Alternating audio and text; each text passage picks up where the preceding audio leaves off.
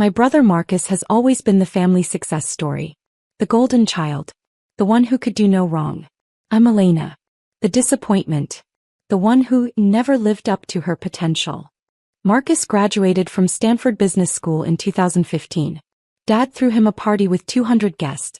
There were speeches. A video montage. Dad actually cried during his toast about how proud he was. I graduated from MIT with a dual degree in computer science and economics that same year. I got a card in the mail.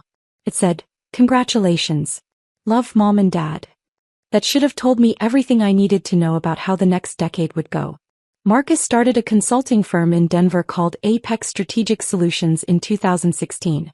Dad invested $500,000. Mom told everyone at church. Aunts and uncles shared his LinkedIn post. Cousins asked for business advice. I started working as a software engineer at a tech startup. Nobody asked about my job. When I mentioned it at Thanksgiving, Dad said, "That's nice, honey. Marcus, tell everyone about your new client." By 2018, Marcus had moved his company into a beautiful office space in the Lodo district. Exposed brick. Floor-to-ceiling windows. A conference room with a glass table that seated 20. I attended the open house. The whole family came. Dad gave another speech about entrepreneurship and legacy. Marcus showed everyone around like he was giving a tour of the Sistine Chapel. "This is what success looks like," he told me privately, gesturing at the space. "Maybe someday you'll have something like this." I smiled. Maybe. What he didn't know, I'd been buying commercial real estate since 2017. My first job out of MIT was at a startup that got acquired by Google for $340 million in 2016. My stock options were worth $2.8 million after taxes. I didn't tell my family. Why would I? They'd made it clear that Marcus was the business mind. I was just the quiet one who played with computers. So I stayed quiet. And I invested. I bought my first commercial property in 2017. A small office building in Boulder. $1.2 million. I rented it out to 3 tech startups. Positive cash flow from day one. My second property came 6 months later. An office complex in Denver Tech Center. $3.4 million. 6 tenants. All long-term leases. By 2019, I had a portfolio worth $18 million across Colorado. That's when the building became available. Marcus had been renting office space in the Lodo district for 3 years. His company was growing. He had 15 employees. He'd tell anyone who would listen that he was building an empire. The building he rented space in was a converted warehouse. 6 floors. Exposed brick. Massive windows. 22 office suites. In March 2019, the owner died. His estate put the building on the market for $14 million. I bought it in cash through my LLC, Catalyst Properties Holdings, in April 2019. Marcus never knew. His rent checks went to a property management company. His lease agreement had the LLC name on it, not mine. The property managers handled everything. I owned the building my brother's office was in. And he had no idea. For the next 4 years, life continued as normal. Marcus's company grew. By 2023, he had 23 employees. He'd expanded to take up the entire 3rd floor of the building. His company did $4.7 million in revenue that year. Dad bragged to everyone. Mom posted about it on Facebook. Extended family asked Marcus for business advice at every holiday gathering. I continued my work in tech. In 2020, I joined a fintech startup as their VP of engineering. We scaled from 30 employees to 200. We raised a Series C for $85 million. My equity was now worth approximately $12 million on paper. I also continued buying real estate. By 2023, my portfolio was worth $47 million. I owned 12 commercial properties across Colorado and Utah. Nobody in my family asked about my work. When they did, the questions were surface level. "Still doing the computer thing? That's nice, honey. Marcus just landed a $2 million client." At Christmas 2022, Marcus announced he was buying a house in Cherry Creek. $2.4 million. 5 bedrooms. Home theater. Wine cellar. Dad stood up and hugged him. "This is what I'm talking about. Real success. Real wealth." Mom cried happy tears. I was sitting right there. I'd owned a $3.8 million penthouse in downtown Denver since 2021. Nobody knew. Nobody asked. That was fine. I didn't need the attention. What I didn't realize, Marcus's success was about to become a weapon. The shift happened slowly then all at once. In early 2023, Marcus started making comments about my career. Still working for someone else? He'd ask at family dinners. Must be nice to have a boss. How's the 9-to-5 treating you? Some people are entrepreneurs. Some people are employees. Both are necessary. Dad would laugh. Mom would change the subject. But the message was clear. I was the lesser sibling. By mid-2023, Marcus started inviting me to lunch. He'd frame it as brother-sister bonding, but every conversation turned into business advice. You should think about starting something, he'd say. You're smart enough. You just lack vision. The problem with people like you is you're afraid to take risks. If you ever want to stop playing it safe, I could mentor you. I'd nod, smile, say thank you, and I'd go back to managing my $47 million real estate portfolio.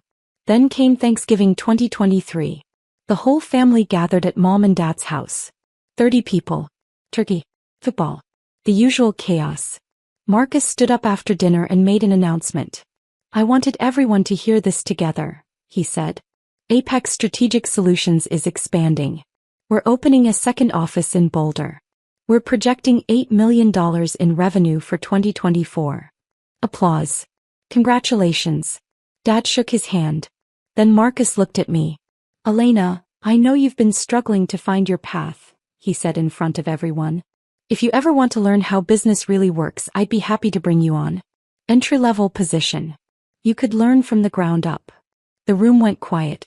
Mom looked at me hopefully. Dad nodded encouragingly. Cousins waited for my response. I smiled. That's very generous, Marcus. I'll think about it. What I didn't say, I owned the building his office was in. His company paid me $28,000 a month in rent through his lease agreement. I'd made $1.4 million from his rent alone over the past 4 years. But I stayed quiet. I wasn't hiding. I was watching. January 2024 arrived with new energy. Marcus's company had a strong end to 2023. He was confident, aggressive. He'd hired 3 new consultants and was negotiating 2 major contracts. He started inviting me to visit his office. Come see what real business looks like, he'd text. I'd make excuses. Too busy. Deadlines. Travel. But in February he wore me down. Come on, he said on the phone. 1 hour. Let me show you what I've built. Maybe it'll inspire you to finally do something with your life. I agreed to visit on a Tuesday afternoon. I arrived at 2 p.m. The building I owned. The office he rented. Marcus greeted me in the lobby like a CEO welcoming a dignitary. Firm handshake. Big smile. Welcome to Apex, he said. He gave me the full tour. The open workspace. The conference rooms. The kitchen with the espresso machine. The collaboration areas with whiteboards covered in strategy diagrams. His employees were polite. Professional. They clearly respected him. This is what 23 people and 4 years of hard work looks like. Marcus said as we stood in his corner office. This is what happens when you're willing to take risks. I nodded. It's impressive. It could be your future too, he said. If you're willing to learn. If you're willing to put in the work instead of just collecting a paycheck from some tech company. Something in his tone bothered me. But I stayed calm. I appreciate the offer, I said. We went to the conference room. He showed me a presentation about the company's growth trajectory. Slides about revenue. Client acquisition. Market expansion. We're going to need more space soon, he said. This building has been perfect but we're outgrowing it. What will you do? I asked. Probably move to a bigger location, he said. Or buy this building ourselves. Dad's been talking about investing more capital. I sipped my coffee. Said nothing. The visit ended with Marcus walking me to the elevator. Think about my offer, he said. You're 33, Elena. Time to stop playing it safe and start building something real. The elevator doors closed. I stood there for a moment. Looked at the directory on the wall. 3rd floor. Apex Strategic Solutions. My building. My tenant. My $28,000 monthly rent payment.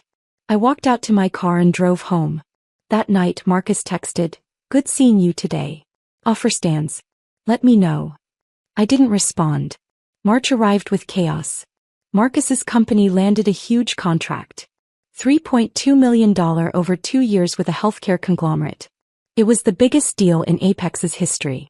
Dad threw Marcus a celebration dinner. The whole family came. Steaks, wine, champagne toasts. "This is what happens when you have vision," Dad said, raising his glass. "When you're not afraid to dream big."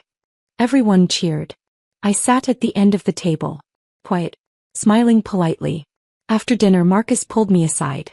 "I meant what I said," he told me. "The offer for you to join Apex. Real. But it's not going to be available forever." "I appreciate it," I said. "Do you?" he asked. His tone shifted. Harder. "Because from where I'm standing, it looks like you're wasting your life. You're 33. No business. No real career trajectory. You work for someone else making probably what, $120,000 a year?" "Something like that," I said quietly. "That's what I thought," he said. "Elena, I'm trying to help you. But you have to want to help yourself." I nodded. "I understand." "Do you?" he pressed. "Because I don't think you do. I think you've gotten comfortable being mediocre. And that's sad." Something in me snapped. Not anger.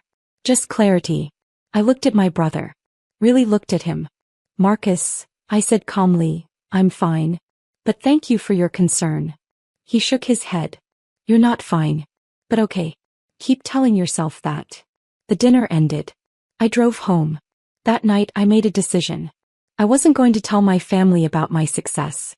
But I also wasn't going to tolerate Marcus's condescension anymore. If he wanted to see me as a failure, fine. But I was done pretending his opinion mattered. April 2024 brought the breaking point. Marcus texted me, "Come to the office Friday at 2 p.m. Need to talk." I arrived on time. He met me in the lobby. "Come upstairs," he said. We rode the elevator in silence. 3rd floor. His domain. He led me to his office and closed the door. "I'm going to be direct," he said. "Dad's been talking about his estate planning. He's dividing assets between us. But he's concerned about you." "Concerned how?" I asked. "About your financial stability," Marcus said. "You don't own property. You don't have a business. You're just coasting. He's worried that if something happened to him, you wouldn't be okay." I stayed quiet. "So here's what I'm proposing," Marcus continued. "I'll buy you out of your inheritance now. Dad's portion would be about $400,000 for each of us. I'll give you $300,000 cash today. You can use it as a down payment on a house. Start building some real equity." I stared at him. "You want to buy my inheritance?" "For your benefit," he said. "So you can actually start building wealth instead of just existing paycheck to paycheck." "And you discussed this with Dad?" I asked. "He thinks it's a good idea," Marcus said. "He wants to make sure you're taken care of. This way you get capital now when you need it. I get more stake in the family business properties Dad owns. Everyone wins." I leaned back in my chair. "That's very generous." "I'm trying to help you," he said. "But you have to accept help, Elena." I looked around his office. The desk. The view. The framed photos of him with clients. All in my building. "I need to think about it," I said. His expression hardened. "There's nothing to think about. This is a good deal. Unless you're too proud to accept help from your successful brother." "It's not about pride," I said. "Then what's it about?" he demanded. "Because from where I'm sitting, you're about to turn down a lifeline because you can't admit you need one." I stood up. I said, "I'll think about it." "Sit down," Marcus said. "We're not done talking." "Actually we are," I said. His face flushed red. "You know what your problem is, Elena? You've never understood how the real world works. You live in this fantasy where your little tech job matters. But it doesn't. You're 33 and you have nothing to show for your life." I walked toward the door. "Don't walk away from me," Marcus said, his voice rising. "I'm trying to help you and you're being ungrateful and childish." I opened the door. "You're a failure," Marcus said behind me. "And you're too stubborn to admit it." I walked out of his office. Through the workspace. Past his employees who had stopped typing to watch the commotion. I reached the elevator. Press the button. Marcus appeared in the hallway. Fine, he yelled. Go back to your mediocre life. But don't come crying to me when you finally realize you wasted your potential. The elevator doors opened. I stepped inside. This building is for real entrepreneurs, Marcus shouted. Not people who are too scared to take risks. The doors started to close. Pack your shit if you're ever here again, he yelled. This space is for people who actually matter. The doors closed. I rode the elevator down in silence, walked to my car, drove home, and made a phone call. Friday night I called my property manager. I need you to deliver something Monday morning, I said. To Apex Strategic Solutions. 3rd floor. Addressed to Marcus Chen, CO. What are we delivering? She asked. A lease violation notice and eviction proceedings, I said. I'm terminating their lease effective immediately for violations of Section 12, Clause 4, harassment of property ownership. Ms. Chen, she said carefully, that's going to create significant legal complications for you. No, I said. It's going to create complications for him. I want it delivered at 9 a.m. Monday. By courier. With documentation of everything. Everything, she asked. Property ownership records. Purchase date.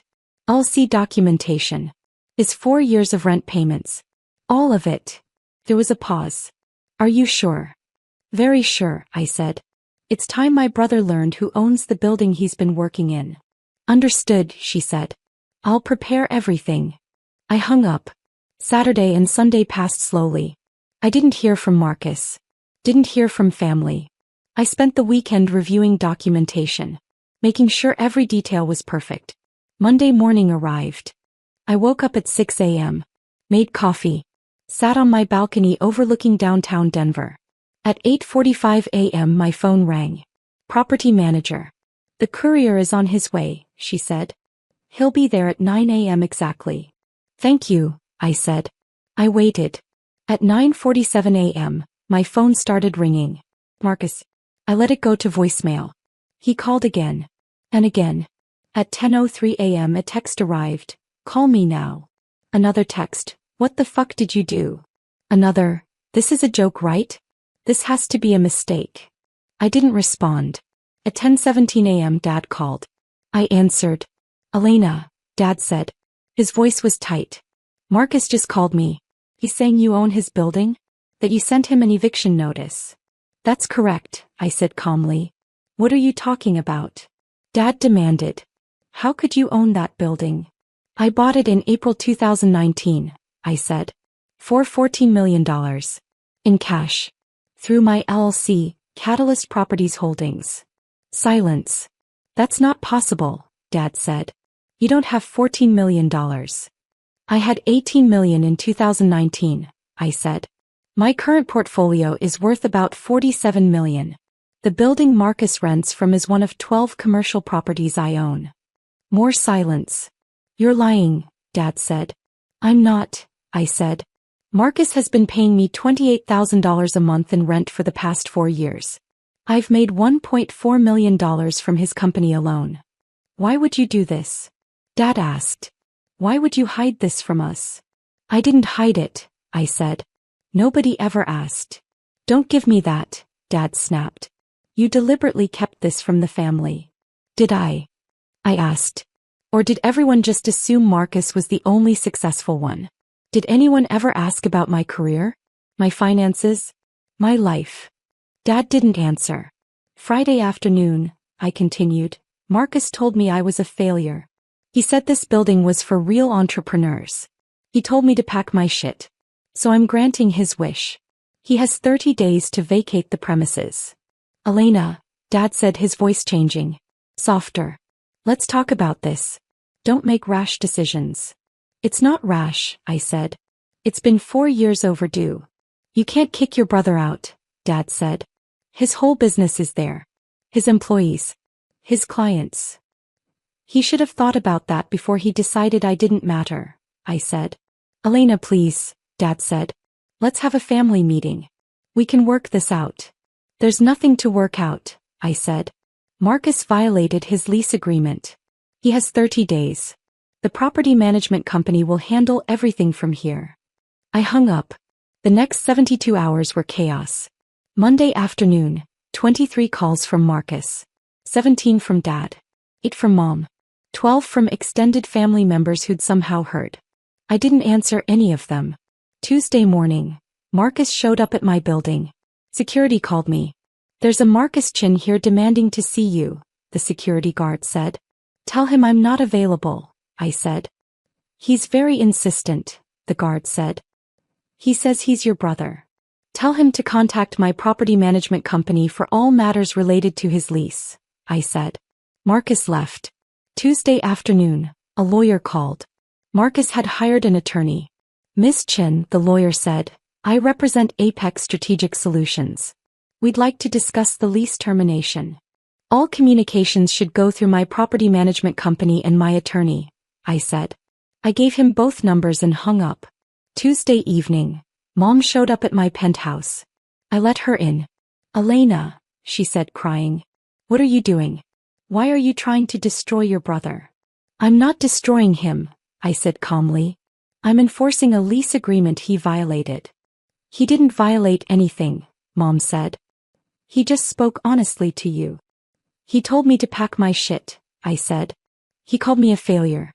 He said the building was for real entrepreneurs." "In my building, Mom. The building I own." "You should have told us," Mom said. "You should have told us you were successful." "Why?" I asked. "So you could celebrate Marcus less? So Dad could actually acknowledge I exist." Mom's face crumpled. "That's not fair. Isn't it?" I asked. "When's the last time anyone asked about my job, my life, anything that wasn't about Marcus?" She didn't answer. "I bought my first property in 2017, I said. "I've owned a $47 million real estate portfolio for years. I'm the VP of engineering at a fintech company worth $300 million. My equity alone is worth $12 million. I own a $3.8 million penthouse. And not one person in this family ever asked if I was okay, if I needed anything, if I was successful. Because you never told us," Mom whispered. "I shouldn't have had to," I said. "You're my family. You should have cared enough to ask." Mom left in tears. Wednesday morning, Dad called. I answered. "Your mother is devastated," he said. "I'm sorry to hear that," I said. "Elena, this needs to stop," Dad said. His voice was hard now. "I agree. You're tearing this family apart over your ego." "My ego?" I asked. "Yes," he said. "You're mad that Marcus got attention. So you're punishing him." "I'm enforcing a legal agreement," I said.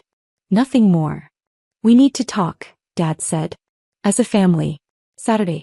My house. Everyone will be there." "I don't think that's a good idea," I said. "I'm not asking," Dad said. "You will be there. Or you're out of this family permanently." He hung up. Saturday arrived with gray skies and cold wind. I drove to my parents' house at 2 p.m. Every family member's car was in the driveway. Dad, Marcus, Aunt Linda, Uncle Tom, cousins. This was an intervention. I walked in. Everyone was sitting in the living room. Silent. Waiting. "Elena," Dad said. "Sit down." I sat. Marcus was across from me. His eyes were red. He looked like he hadn't slept. "We're here," Dad said, "because this situation has gotten out of control. Elena, you're destroying your brother's business over a personal grudge." "I'm not destroying anything," I said. "I'm terminating a lease he violated." "You own the building," Marcus said, his voice breaking. "You've owned it this whole time. And you never told me." "You never asked," I said. "Why would I ask?" Marcus shouted. "You're my little sister. You work at a tech company. How was I supposed to know you're secretly a real estate mogul?" "Maybe by talking to me?" I said. "Maybe by asking about my life instead of assuming you were the only successful person in the family?" "That's not fair," Marcus said. "Isn't it?" I asked. "You offered me an entry-level position at your company. You called me a failure. You tried to buy out my inheritance because you thought I was broke. You did all of this while paying me $28,000 a month in rent." The room went silent. "You humiliated me," Marcus whispered. "You let me lecture you about business while you secretly owned my building." "I didn't humiliate you," I said. You humiliated yourself.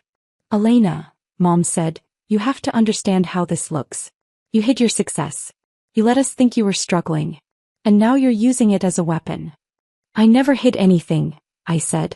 I just stopped sharing. Because every time I tried I was ignored. Dismissed. Talked over. So I stopped trying.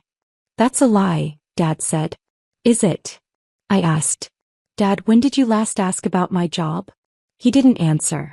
When did anyone ask if I needed help? If I was happy? If I was successful? I looked around the room.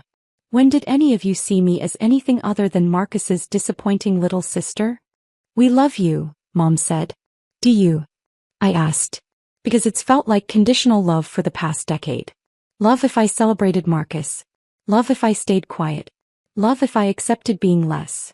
Aunt Linda spoke up. Elena, honey, you have to see how this looks. You're punishing Marcus because he's successful. No, I said.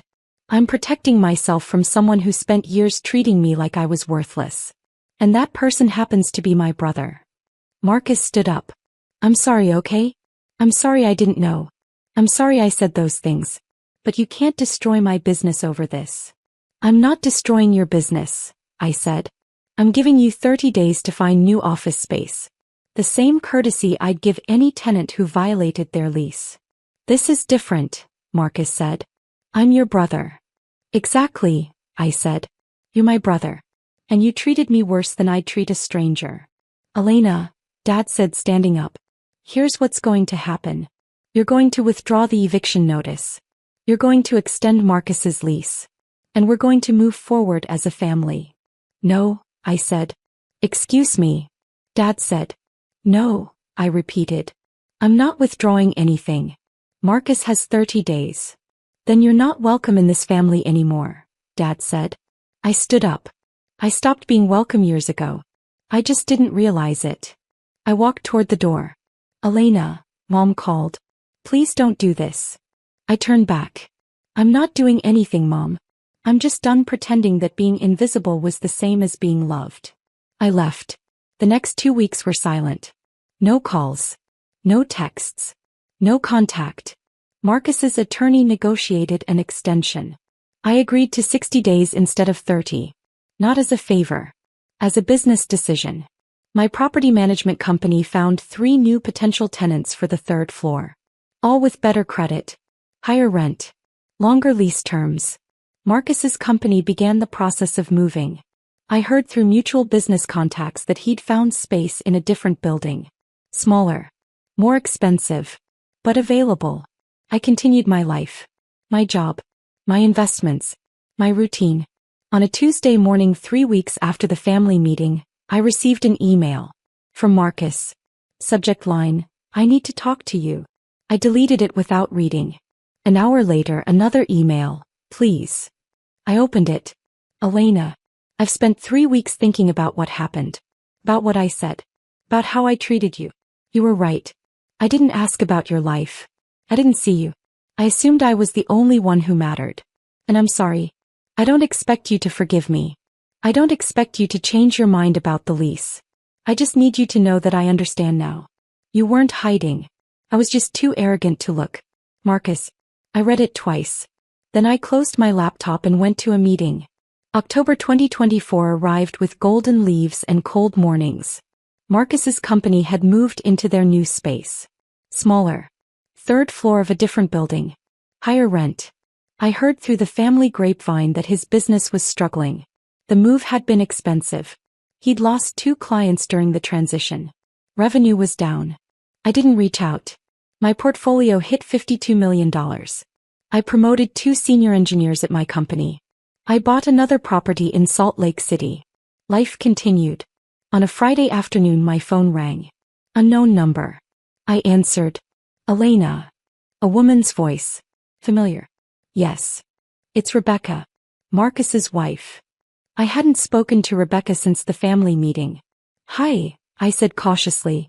I know I have no right to ask this, Rebecca said. But I need to talk to you. In person. Just 30 minutes. Rebecca. Please, she said. It's not about the lease. Or the building. It's about Marcus. Something in her voice made me pause. Hey, I said. Coffee tomorrow morning? Thank you, she whispered. We met at a cafe in Capitol Hill. Rebecca looked tired. Thinner than I remembered. Thank you for meeting me, she said as we sat down. Of course, I said. What's going on? Rebecca took a breath. Marcus is not okay. The business is failing. We're burning through savings. He's not sleeping. He barely eats. And he won't talk to anyone. I stayed quiet. He's too proud to ask for help, Rebecca continued. But I'm not. Elena, I know what he did. I know what he said to you. And you had every right to do what you did. Rebecca. Let me finish, she said. Marcus has been the golden child his whole life. Everything came easy. Dad's approval. Success. Pain. And when you revealed that you'd been more successful than him all along, it shattered something in him. That's not my problem, I said gently. I know, Rebecca said. But I'm asking you to consider something. Not for Marcus. For yourself. What do you mean? You proved your point, Rebecca said. Everyone knows you're successful now. Marcus knows he was wrong. The family knows they ignored you. You won. But winning doesn't mean you have to keep punishing him forever. I looked at my coffee. I'm not punishing him. I'm just living my life. Are you? Rebecca asked. Because from where I'm sitting you're still carrying all that hurt. All that anger. And it's heavy. What are you asking me to do? I asked. Have coffee with him, Rebecca said. Just once. Let him apologize properly. Not to fix the business. Not to get something from you. Just to heal what's broken. I don't know if I can, I said. I understand, Rebecca said. But think about it. For yourself. Not for him. She left. I sat there for another hour. Thinking. 2 weeks later I called Marcus. He answered on the first ring. Elena. Hi, I said. Rebecca talked to me. Silence. I'm willing to have coffee, I said. One conversation. That's all I'm promising. Okay, Marcus said quietly. When? Saturday. 10 a.m. Same cafe. I'll be there, he said. Saturday arrived. I got there early. Ordered coffee. Waited. Marcus arrived at 9:55 a.m. He looked different. Older. Tired. Humble. Thank you for coming, he said as he sat down. I nodded. I don't know where to start, Marcus said. Start with the truth, I said. He took a breath. I was jealous of you. I blinked. What? I've been jealous of you since we were kids, Marcus said. You were smarter than me. You got into MIT. You understood things I had to work twice as hard to learn. And I hated it. I didn't know what to say. So I made myself into the golden child, Marcus continued. I worked harder. I got the praise. I built the image of success. And I convinced myself I'd won. That I was better. Marcus. But you were always ahead of me, he said. You just didn't need the applause. And that made me even more insecure. He looked at me. When I found out you owned the building, I wasn't just embarrassed. I was devastated. Because it meant everything I'd been telling myself was a lie. I wasn't competing with you, I said. I know, Marcus said. That's what makes it worse. You weren't even trying to beat me. You were just living your life. And you still won. This isn't about winning, I said. I know, he said. But that's how I saw it. And I'm sorry. I'm sorry for treating you like you didn't matter. I'm sorry for offering you an entry-level job. I'm sorry for calling you a failure. I'm sorry for all of it. I sat back. Do you know why I never told you about my success? Why? He asked. Because I didn't need to, I said. I didn't need Dad's praise. I didn't need Mom's Facebook posts. I didn't need anyone to validate that I was doing okay. I just needed to do the work. I wish I could be like that, Marcus said. You can, I said. You just have to stop measuring yourself against everyone else. We sat in silence for a moment. Your business is struggling, I said. Yeah, Marcus admitted. The move was expensive. We lost clients. It's been rough. What are you going to do? I asked. Figure it out, he said.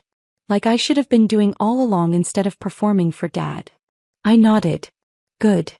Elena, Marcus said, I'm not asking you to forgive me. I'm not asking for help with the business. I'm just asking if someday we can rebuild something. As siblings. Not competitors. I looked at my brother. Really looked at him. Maybe, I said. But it's going to take time. I understand, he said. We finished our coffee.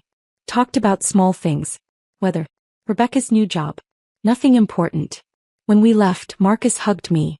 Thank you, he whispered. I hugged him back. Don't make me regret this, I said. I won't, he promised. November 2025.